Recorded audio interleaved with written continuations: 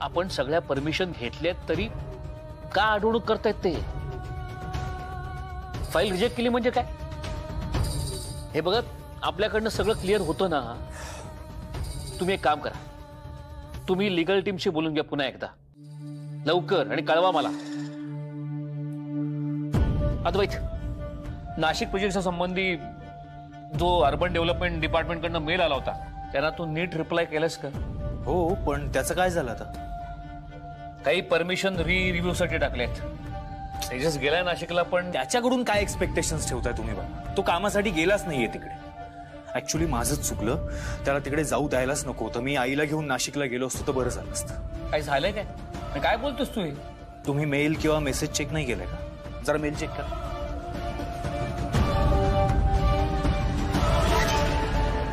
तेजसनी 10 लाख रुपये काढलेत कंपनीच्या अकाउंटमधून.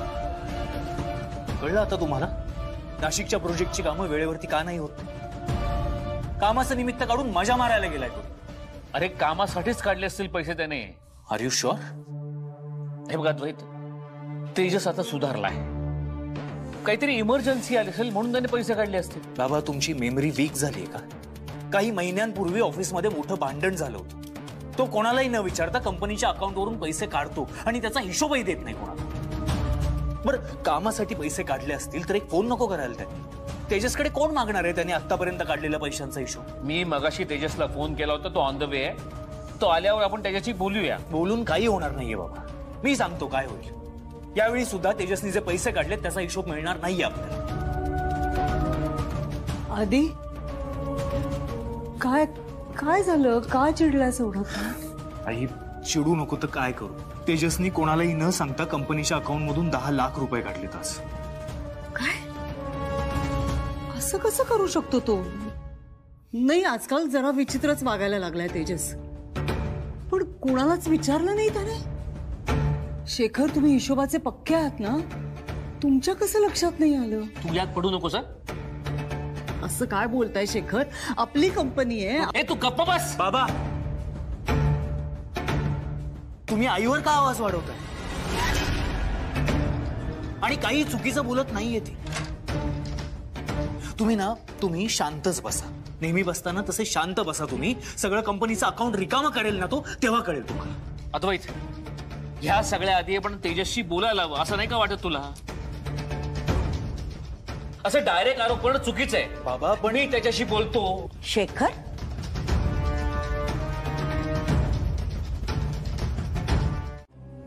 पण मी इथेच राहणार. जे आरोप झालेत माझ्यावर, माझ्याबद्दलचे जे गैरसमज आहेत ते दूर झाल्याशिवाय नाही जाणार मी. आधी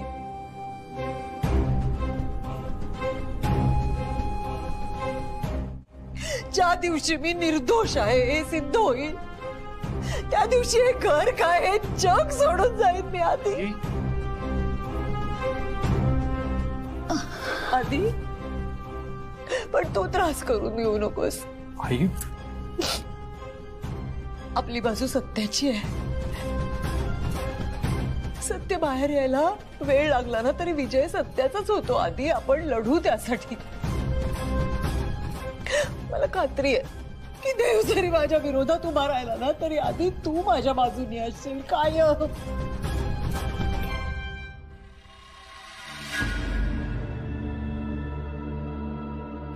करेक्ट. शेवटी विजय सत्याचाच होतो आणि तो होणार. तुझी नाटकं थांबव आता. कारण लवकरच तुझी नाटकं संपणार आहेत. कारण तुझ्या पापाचा खडा भरलाय आता. तो बोलू दे काही, मला नाही फरक पडत. पण शेखरचा विश्वास आहे त्याच्यावर. तू माझा ऐक, मी आहे ना. हे बघ, जी चूक तू केलीच नाहीयेस त्याची शिक्षा मी तुला नाही होऊ देणार आहे. शिक्षा व्हायलाच हवी मला. भोग येत माझे. आई, अगं बास, तू किती त्रास करून घेशील स्वतःला? आई, हे बघ, हा पैशांचा विषय इथेच संपलाय. ओके, तू आराम कर. हे सगळं डोक्यातून काढून टाक प्लीज. बघते, मी प्रयत्न करते झोपण्याचा, पण तू आईंकडे बघ, त्यांना खूप त्रास झालाय, त्यांची काळजी घे प्लीज. हो मी बघतो, पण तू आराम कर. हं?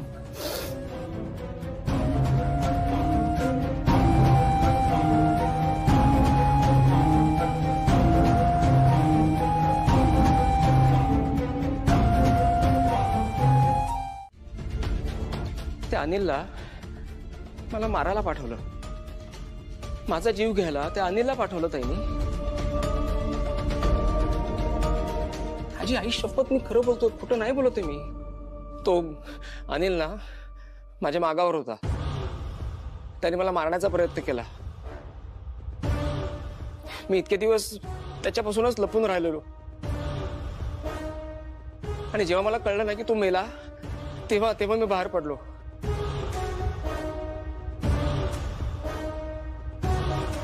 रुपाली ताई खूप डेंजर आहे.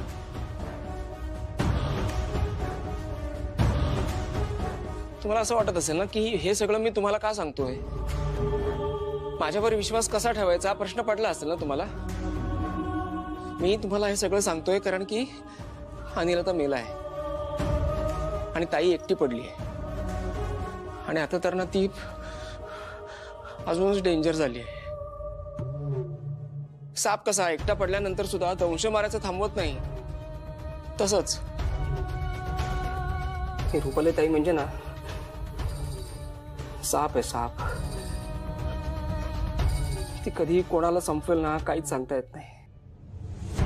आणि म्हणूनच मी सांगतोय, रुपाली ताईला लवकरात लवकर या घरातून बाहेर काढा तिला या घरातून.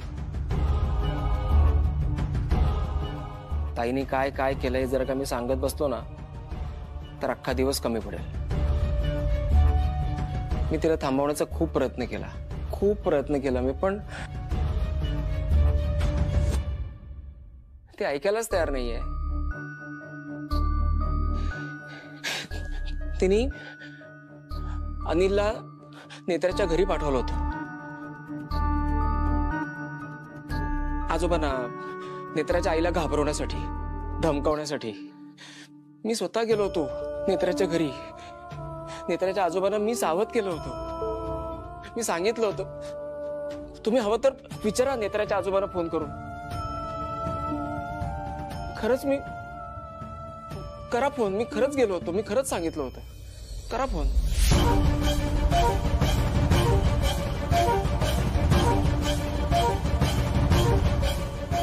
खरं तर ना मी देवाचे आभार मानायला पाहिजे, कारण देवाने योग्य वेळी माझी अशा एका व्यक्तीशी भेट घालून दिली ना, ज्या व्यक्तीच्या मार्गदर्शनामुळे मला हे कळलं की मी जे काय करतोय ना ते चुकीचं आहे. मी आता तुम्हाला रुपाली ताईबद्दल हे जे काय सांगतोय ना ते त्याच व्यक्तीच्या सांगण्यावरून. अध्यात्म आहे. घोळ नाही ना घातलास काही? अशी कशी ग तू? जराही विश्वास नाही ना तुझा माझ्यावरती? घोळ घातलेस ना यापूर्वी, म्हणून म्हणते मी. घोळ मी नाही, घोळ तू घातलास ताई, जेव्हा तू अनिलला मला मारायला पाठवलं. सारखं सारखं तेच ऐकवू नकोस रे बंटी. ऐकवत नाही मी, सांगतोय. कळलं ना? तू माझ्या जीवावर उठली होतीस तरी सुद्धा आज मी तुझ्या मदतीला उभा येते ताई, कळलं ना? हा.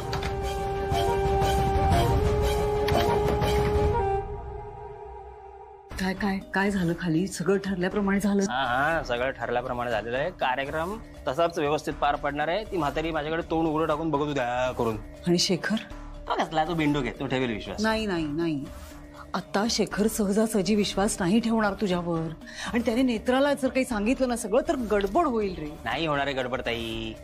ती नेत्रा आहे, नेत्रा. माहितीये मला, पण यावेळेला हुकुमाचा एक्का आपल्याकडे. मी त्यांना जी काय पट्टी पडवली ना, त्यांच्याकडे दुसरा काही पर्यायच नाहीये. त्यांना इंद्राणीला भेटायला यावंच लागेल. अगदी शेखरने नेत्राला सांगितलं ना तरी सुद्धा हा डाव आपल्या बाजूचाच आहे.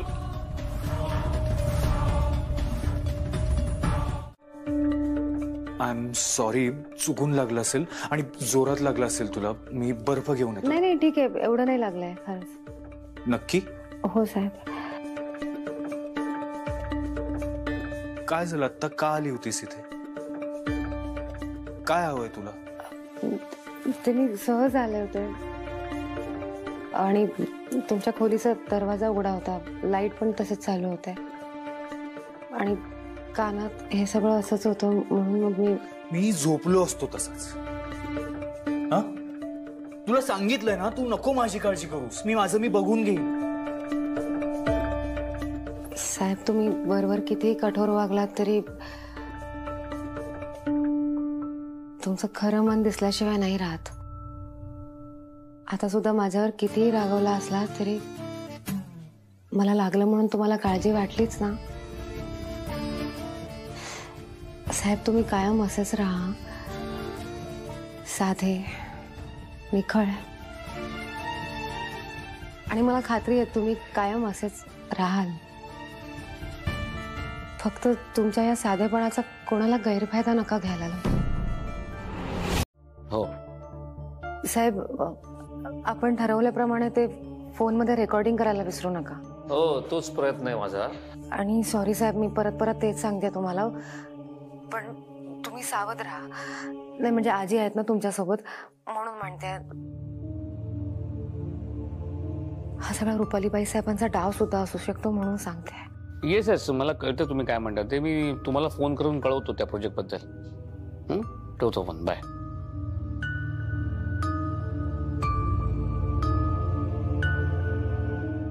कोणाचा फोन होता? तुम्ही कोणाला सांगितलं का ह्याबद्दल? नाही.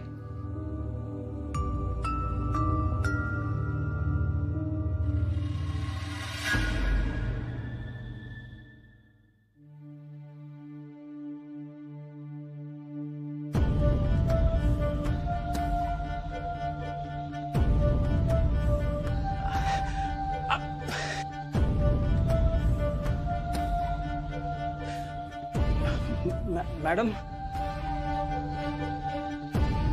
इंद्राणी मॅडम, माझं ना खरंच नशीब थोर आहे की तुमच्यासारख्या व्यक्तीचे पाय माझ्या घराला लागले. या ना, या प्लीज प्लीज, या प्लीज, या या.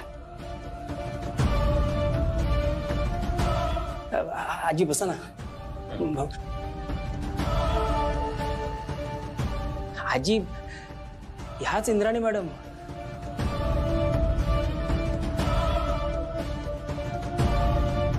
इंद्राणी मॅडम, हे रुपाली ताईचे मिस्टर शेखर राजाध्यक्ष, माझे भाऊजी, आणि ह्या त्यांची आई. नमस्कार. मी चहा बनवतो पटकन. हा, नाही, मला नको चहा. माझ्याकडे तेवढा वेळही नाही. मला इथून आश्रमात जायचंय. आजी, भाऊजी तुमच्यासाठी चहा. नाही, नको. ठीक आहे, मग बोलणी सुरू करूया. मग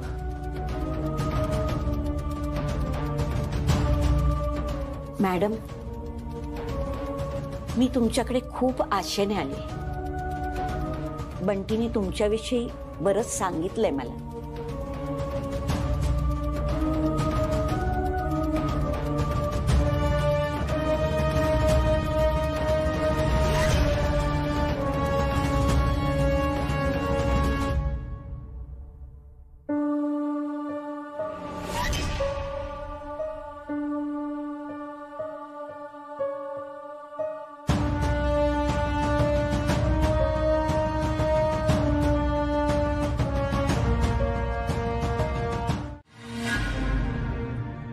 मी बँकेत जाऊन CCTV फुटेज चेक केलं.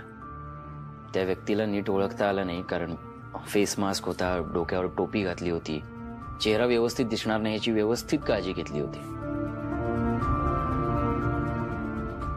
मी खरंच सांगतोय, माझ्यावर विश्वास ठेव. मी 100% खात्रीने सांगतोय की त्या व्यक्तीला तिथे रुपाली म्हात्रेनेच पाठवलं असणार. कशावरून आईनेच पाठवलं असेल? तू सुद्धा पाठवू शकतोस ना. मला माहित होतं तू असंच काहीतरी बोलशील, म्हणून हे आणलंय. हे तेच चेकबुक आहे ज्यातून तो चेक फाडला गेला होता. अँड यू नो व्हॉट, हे नवीन चेकबुक आहे. मी याला हात सुद्धा लावला नाहीये. समजा मी तो चेक फाडला असेल तर या चेकबुकवर पण त्याचे फिंगरप्रिंट सापडतीलच ना. तू घे, फिंगरप्रिंट्स चेक कर. अद्वैत, मी खरंच सांगतोय, जर यावर माझे फिंगरप्रिंट सापडले ना तर मी हे घर सोडून जायला सुद्धा तयार आहे, कायमचा. अद्वैत, काही कर, काही ऍक्शन घे, पोलीस कंप्लेंट कर. हे बघ अद्वैत, पोलीस कंप्लेंट मी सुद्धा करू शकतो, पण मी नाही करत आहे. कारण काय, कोणीतरी येणार, चौकशी करणार, कोणाला तरी अरेस्ट होणार, आणि सगळं कोणावर येणार? तेजसवर. है ना? मला तर माहिती आहे ना की हे कोणी केलंय. संशय तुला आहे म्हणून सांगतोय. घे, फिंगरप्रिंट्स चेक कर, पोलीस कंप्लेंट कर, फॉरेन्सिकची हेल्प घे, काही कर. पण हे सगळं करत असताना मनाची तयारी ठेव. कशासाठी? धक्का बसवण्यासाठी. कारण मी 100% शुअर आहे त्यावर फिंगरप्रिंट्स रुपाली म्हात्रेचे म्हणजे तुझ्या आईचेच सापडते.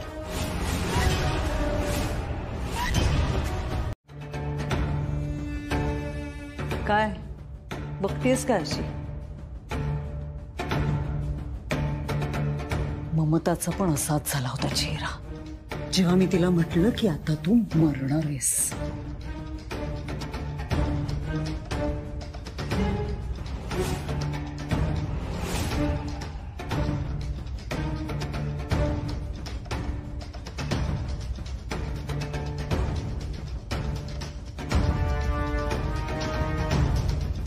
काय जमलं नाही काही रेकॉर्डिंग वगैरे?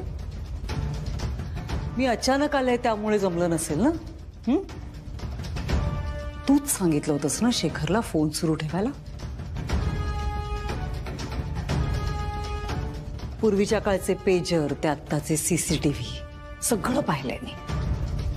हे सगळे खेळ आहेत ना, रेकॉर्डिंग वगैरे, हे सगळे जुने झाले. असले फालतू खेळ खेळायचे नाहीत माझ्या बरोबर. मी जे करते ना ते उघड उघड करते सगळ्यांसमोर.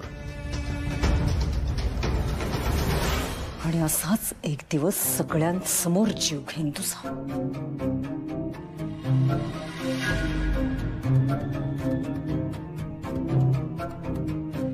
आई,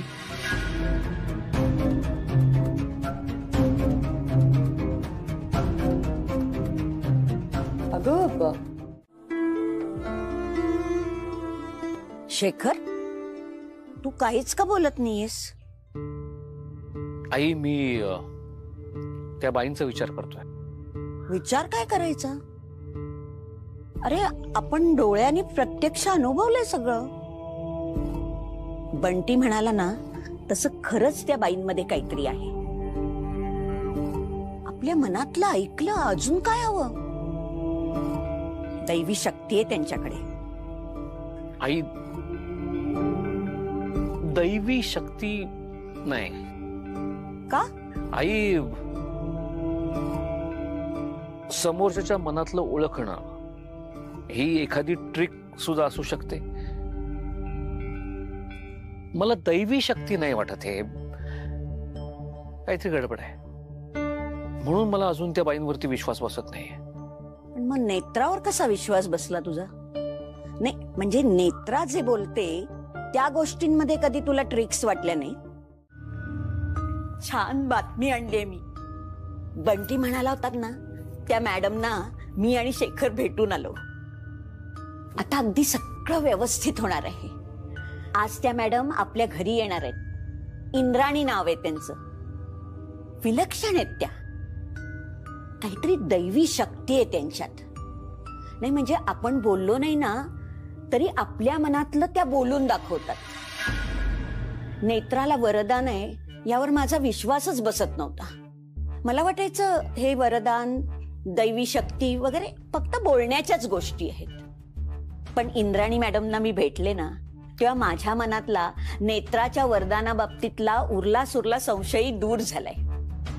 आणि महत्वाचं म्हणजे या मॅडम आहेत ना त्या आपल्या नेत्रासारख्या त्रिनयना देवीच्या भक्त आहेत. मला काय वाटतं आपल्या घरात जे चांगलं घडतंय किंवा घडणार आहे ते या त्रिनयना देवीच्या आशीर्वादामुळेच होईल. आता तुम्ही लवकर बरे होऊन आपल्या पायावर उभे राहिलात ना की आपण त्रिनयना देवीच्या दर्शनाला देवळात जाऊया. अन्याय केला आहेस तू माझ्यावर. देवीच्या भक्ताकडून तुझा वध होईल.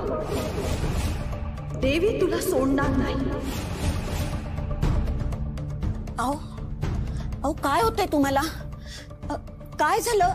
अहो नेत्रा, ए नेत्रा, नेत्रा. अहो काय होतंय तुम्हाला? असं काय करताय? काही होणार नाही, मी आहे ना इथे. बरं वाटेल तुम्हाला. नका असं करू. शांत व्हा ना. नेत्रा, ए नेत्रा, आई काय झालं? काय झालं? बाबा बाबा काय होतंय तुम्हाला? बाबा काय काय झालं काय बाबांना? आई तुम्ही त्रिनेना देवीचं नाव घेतलंय का? तुला कसं कळलं? मला माहितीये त्रिनेना देवीचं नाव घेतलं ना की बाबा घाबरतात बघा. तू देवीचं नाव सुद्धा घेऊ नकोस. तुझ्या तोंडी ते अजिबात शोभत नाही. आई हो असं काय करताय? हे नेत्रामुळे झालंय. त्रिनेना देवीचं नाव घेतलं ना की असेच घाबरतात ते. तू जा इथून, तू जा इथून. आई शांत व्हा, काही होणार नाही तुला. मी आहे ना. हं? शांत व्हा, शांत व्हा. असं नका करू. हं? तेजसची बायको आणि ही केतकी माझी धाकटी सून आणि ह्या इंद्राणी मॅडम.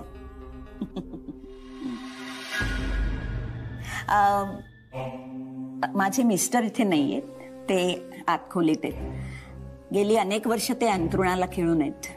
अच्छा, हरकत नाही. आजी, तू आईची ओळख करून द्यायचं विसरलीस. ही माझी आई रुपाली.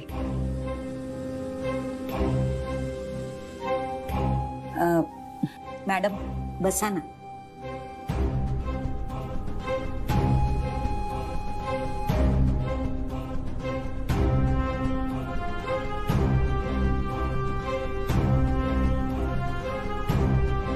ह्या कोण? माझी बायको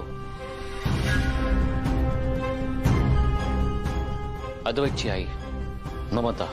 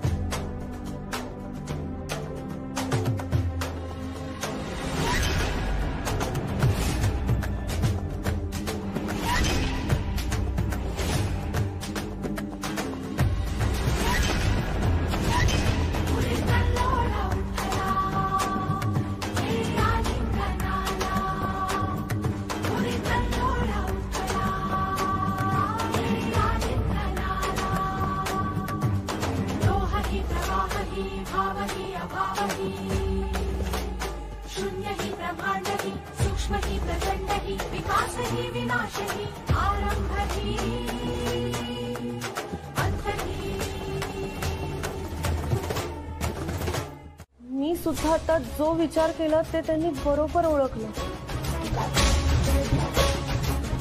अगं समोरच्याचं मन वाचता येतं त्यांना. काय? You mean mind reading? मन वाचता येतं म्हणजे मी मनात काहीही विचार केला, कोणाबद्दल काहीही बोललो तर ह्यांना कळेल. सिरियसली? सिरियसली खरंच कळेल, सगळं कळेल. तन्मय नाव ना तुझं? हो.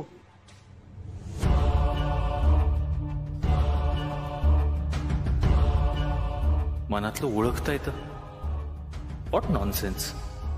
काहीतरी ट्रिक असणार आहे. ट्रिक नाहीये आणि ट्रिक करायला मी काही जादूगर नाहीये.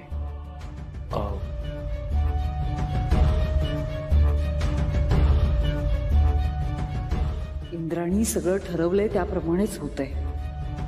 फक्त आता या नेत्राचा सोक्ष मोक्ष लाव कायमचा. काळजी करू नका, सगळं व्यवस्थित होईल.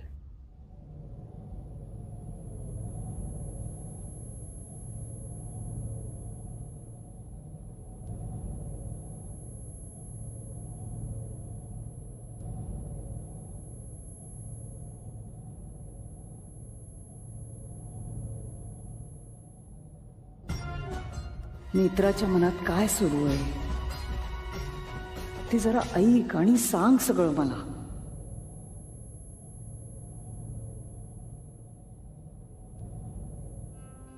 आता मॅडम आलेत. घर पुन्हा आधीसारखं होईल असा काहीतरी उपाय मॅडम नक्की सांगतील. पण आधी या रुपालीची सगळी कारस्थानं कळायला हवी.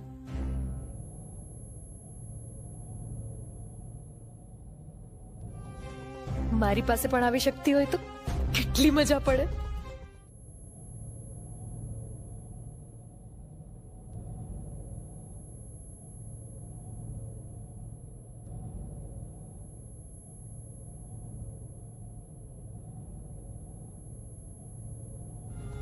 देवा सगळं नीट हो. आईनी यांना नक्की कशासाठी बोलवलंय? आईच्या हट्टासाठी झालंय हे सगळं. किती इंटरेस्टिंग आहे हे सगळं. लवकरात लवकर या नेत्राला घराबाहेर काढ. जगात खूप असतील असे माइंड रीड करणार.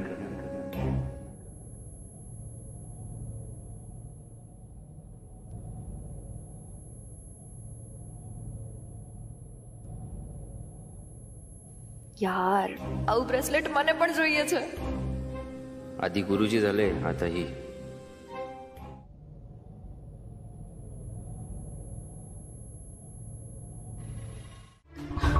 माझं काय नाही, पण मला एवढं माहितीये की आई आणि शेखर जे काही करतायत ते या घराच्या भल्यासाठीच करतायत. त्यामुळे मी नाही अडवणार आहे त्यांना, आणि तूही त्रास करून घेऊ नकोस. आई, प्रश्न मला होणाऱ्या त्रासाचा नाही, या सगळ्याचा इव्हेंच्युअली तुला त्रास होतो. आत्ता पण तू काय फेज मधून चाललीस फक्त मला कळ. माझ्या आयुष्यात संघर्ष आहेच रे, पण मला खात्री आहे की एक दिवस हा सगळा संघर्ष संपेल. सगळ्यांचा विश्वास बसेल माझ्यावर. खरंच आधी असा एक दिवस नक्की येईल जेव्हा हे सगळं संपेल. पण तोपर्यंत तू शांत राहा, चिडचिड नको करूस प्लीज.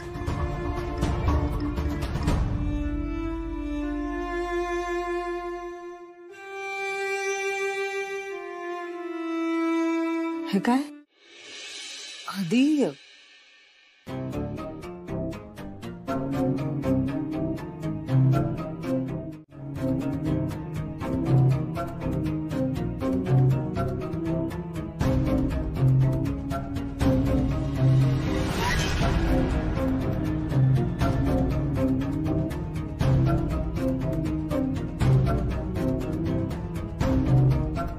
हे चेकबुक इथे कसं? तेजसचं चेकबुक येते.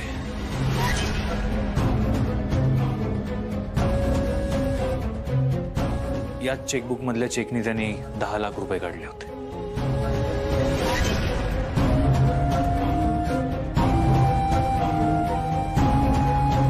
पण असं पिशवीत?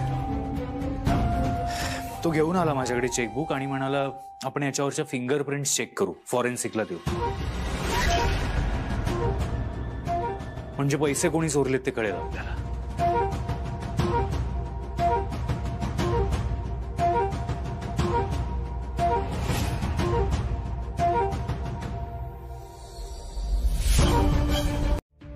तुलाच फोन करणार होतो, आत्ताच देऊळ बंद करून घरी आलोय.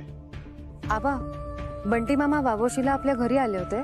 नेत्रा, तू असं अचानक? बंटी मामा शेखर साहेबांना सांगत होते की ते रुपालीबाई साहेबांबद्दल तुम्हाला सावध करायला म्हणून वावोशीला आपल्या घरी आले होते.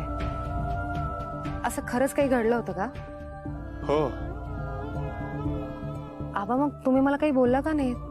नेत्रा, मला काही कळतच नव्हतं ग, आणि तुला त्रास होऊ नये म्हणून आम्ही काही बोललो नाही बाळा. पण नक्की काय झालंय सांगशील का तू? आबा, तुम्ही म्हणाला होता ना नियतीच्या मनात काहीतरी आहे, काहीतरी मोठं घडेल. हो. तसंच काहीतरी मोठं घडण्याची चाहूल लागते. काय?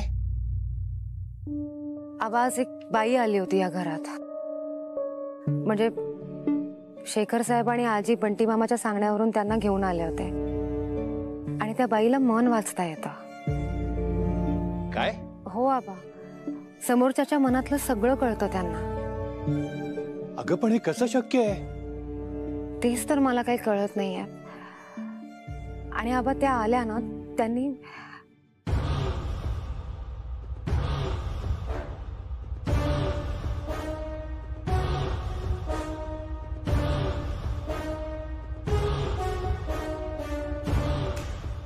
आणि आबा आता त्या शेखर साहेबांच्याच घरी येऊन राहणार आहेत. म्हणजे आजी म्हणत होत्या की त्याच त्यांना घेऊन येणार आहेत इथे.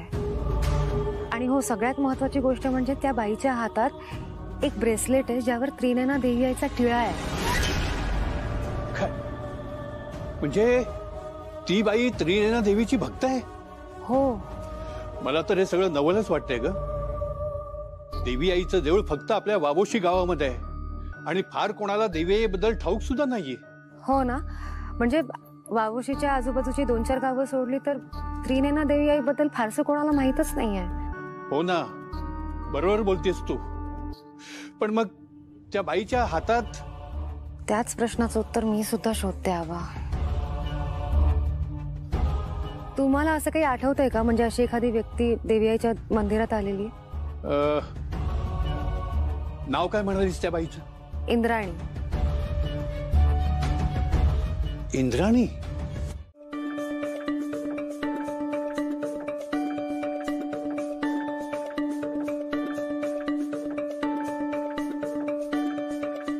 घ्या चहा घ्या.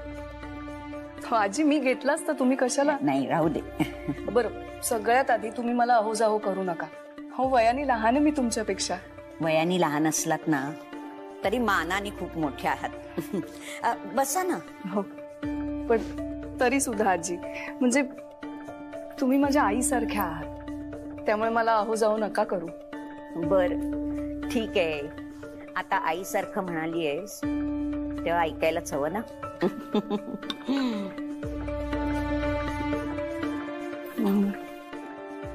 Human psychology.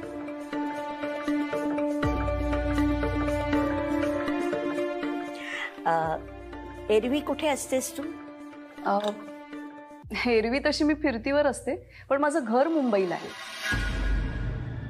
मग आई बाबा पण मुंबईलाच आहेत का?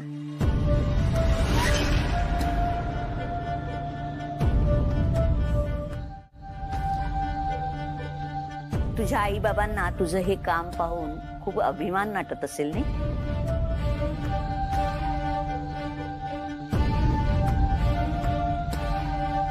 म्हणजे दुसऱ्याच्या आयुष्यातलं दुःख कमी व्हावं म्हणून तू जे प्रयत्न करतेस ना, ते खूप मोठं काम आहे. तुझे आई बाबा खुश असतील तुझ्या कामावर. माझ्या घराचं तेवढं बघ. हं.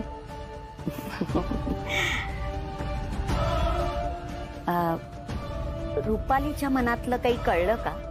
नाही, म्हणजे काय विचार करते ती? तसं बरंच काही आहे.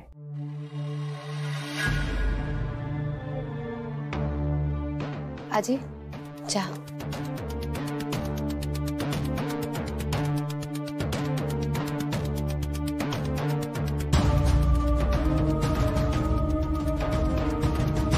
नेत्रासमोर बोललीस ना तरी हरकत नाही. अगं तिच्यामुळेच तर आम्हाला सत्य कळलंय. सत्य? कुठलं सत्य आजी? म्हणजे सत्य असत्य असं काही नसतं. म्हणजे एखादी गोष्ट जी तुम्हाला सत्य वाटते ती मला असत्य वाटू शकते, आणि एखादी गोष्ट जी मला सत्य वाटते ती तुम्हाला असत्य वाटू शकते ना.